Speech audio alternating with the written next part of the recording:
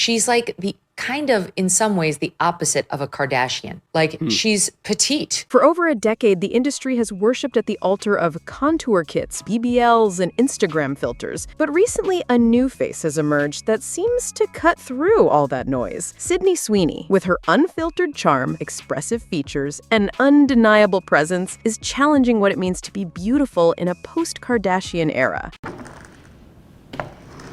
Hey Vogue, it's Sydney Sweeney, and I'm getting ready for the premiere of The White Lotus. Come join me! She's not just a rising star, she's become a symbol of something deeper. The return to realness in a world built on illusion, and people are noticing fast. Before she became a cultural talking point, Sydney Sweeney was just another hardworking actress trying to break into an unforgiving industry. She took on smaller roles, slowly building her resume with indie films and one-off TV appearances. I grew up in a small town, so it was like this crazy idea that would never come true. And when I was about 12 years old, this small movie came to town, and I found out about it at school. But everything changed with Euphoria. As Cassie Howard, Sydney delivered a performance that was both emotionally raw and disturbingly relatable. A portrait of insecurity, obsession, and identity that struck a nerve with millions. She wasn't playing the cool girl. She was messy, vulnerable, real. And that's when the internet took notice, not just of her acting, but of her. The way she looked wasn't overly polished or sculpted. She had soft features, a natural body, and a face that could go from bombshell to brokenhearted in seconds. Articles started calling her the next big thing, comparing her to old school icons like Scarlett Johansson and even Marilyn Monroe. I completely forgot to tell my dad I was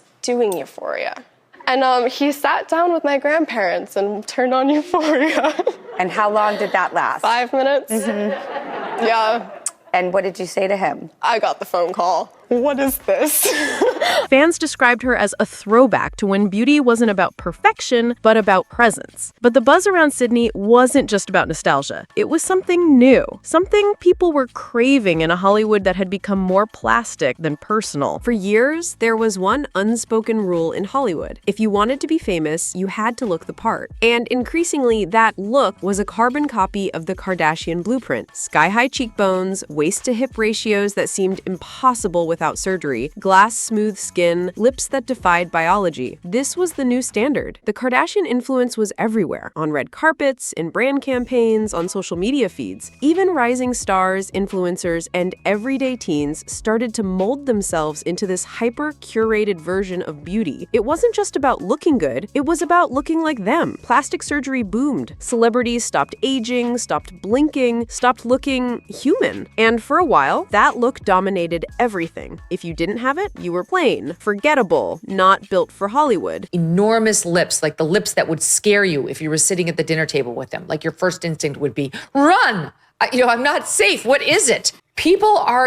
They're done with it. When Sydney Sweeney stepped into the spotlight, she didn't just break the mold, she ignored it completely. She didn't look like a clone, she didn't try to. And that's exactly why people couldn't stop staring. There's something about Sydney Sweeney that feels untouched. And in today's Hollywood, that's rare. Her face moves. Her smile isn't sculpted to perfection. Her body, though often a topic of controversy, doesn't scream surgery or enhancement. It just is. Soft, natural, and confidently her own. She wears glamorous outfits, yes, but there's a kind of restraint to her style. Like she knows how to highlight her features without drowning them in artifice. Her red carpet looks often feel more old Hollywood than influencer core. And when she's not at a press event, you'll find her on Instagram posting makeup-free selfies, working on cars with her dad, or lounging in oversized hoodies. There's no persona, just presence. Fans instantly latched onto her as someone who felt real, not in a performative, I'm just like you kind of way, but in how she carried herself without apology. She didn't explain her curves, she didn't shrink herself to fit the industry's mold, and she never leaned into the usual online gimmicks that many celebs rely on to stay relevant. The more Hollywood tried to overproduce beauty, the more Sydney became a symbol of what we were missing. But of course, in an industry built on appearances, being different comes at a cost. I've been in a cocoon.